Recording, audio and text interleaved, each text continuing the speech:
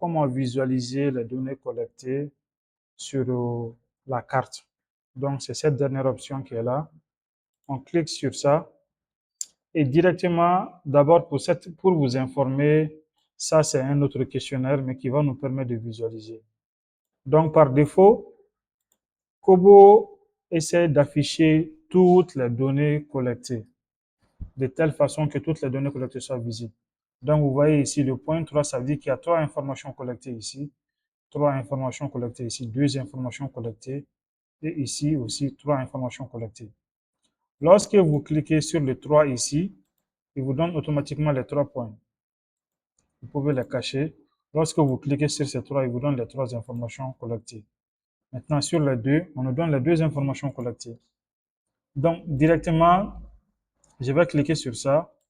Il me donne l'information correspondante à ce coordonnées GPS. OK? Donc, vous voyez ici les coordonnées GPS. Les informations correspondant à ces coordonnées GPS sont là. OK? Donc, je peux encore zoomer. Vous voyez ici, je peux zoomer comme je veux pour voir l'emplacement des données. Ça nous permet de voir si les données collectées par un enquêteur ont tous été collectées au même point. Donc, vous voyez, je peux zoomer comme je veux. Et ici, ça veut dire qu'il y a ces 2 informations ont été collectées dans le même ménage. Vous voyez la délimitation du ménage. Donc, on peut voir ici la donnée 14 et 4 et 5 ont tous été collectés dans le même ménage. Ça, c'est le 5 qui est là. Et ça, c'est le 4 qui est là. OK?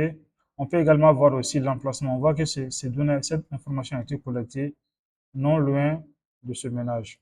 Donc, on peut se faire une idée, voilà, si l'enquêteur vraiment respecte les différentes modalités d'échantillonnage ou bien de collecte des données sur le terrain, ou bien la répartition géographique de nos différents échantillons. Souvent, il est conseillé aux enquêteurs d'adopter un certain nombre de techniques pour pouvoir collecter les données sur le terrain. Ici aussi, nous avons 3 informations. On peut zoomer ici pour voir. OK. On voit que cet enquêteur également a collecté les données au même point, dans le même ménage. Donc, globalement, voici à ce qui ressemble de votre carte. Ici, nous avons plusieurs options ici. Par exemple, ici, afficher avec des points. OK. Ici, on a la possibilité de l'afficher sous forme thermique sur la carte. OK.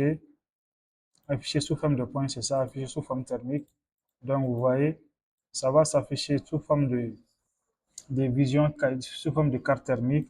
Et ça, c'est sous forme de points. Nous avons également ici plusieurs couches. Nous sommes dans OpenStreetMaps. On peut également changer de carte ici. OK.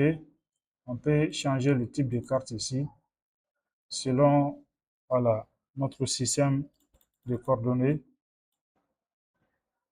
OK. Et les informations par rapport à la carte sont en bas ici pour ceux qui maîtrisent bien la cartographie.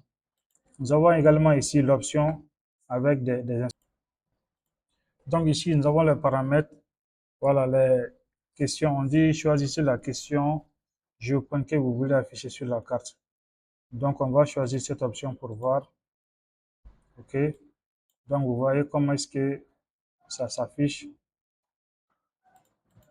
On est obligé de zoomer pour venir jusqu'à nos points.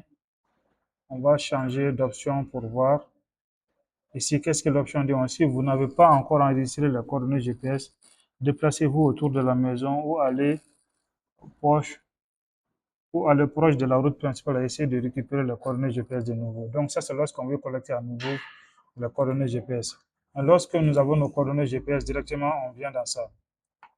Ensuite, nous avons les superpositions. Lorsque ça, c'est vraiment ceux qui sont avancés avec, qui maîtrisent beaucoup QGIS et les géospatiales. Donc, vous pouvez importer des fichiers, des coordonnées, d'autres coordonnées ici. Par exemple, si vous avez les vraies coordonnées des maisons, on peut les importer pour faire une comparaison avec les données collectées par les enquêteurs sur le terrain. On a également aussi les couleurs des points qu'on peut changer également. Donc ici, ça c'est pour basculer en gros plan. OK? Donc vous pouvez visualiser en gros plan ici. Regardez vos points un à un, prendre le plus, voilà, et voir les différents points collectés ici. Donc, nous avons le stade ici. Ces données ont été collectées à Tombouctou. Donc, on voit ici que les données sont collectées dans des endroits qui ne sont pas très loin du stade. Voilà. Et c'est suivi, on peut le faire en temps réel pendant que les enquêteurs sont sur le terrain pour se rassurer qu'ils sont en train de respecter l'aspect géospatial. Donc, on peut revenir également à mode non plein écran. Donc, globalement, c'est tout pour cette vidéo.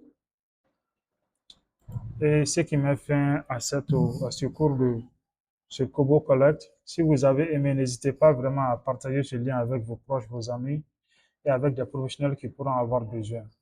Donc, nous restons également disponibles si vous avez besoin de quoi que ce soit par rapport à Kobo Toolbox, par rapport à faire des enquêtes, vous appuyer à concevoir des formulaires, vous appuyer à faire des collectes. N'hésitez pas à nous contacter. Nous sommes là pour vous.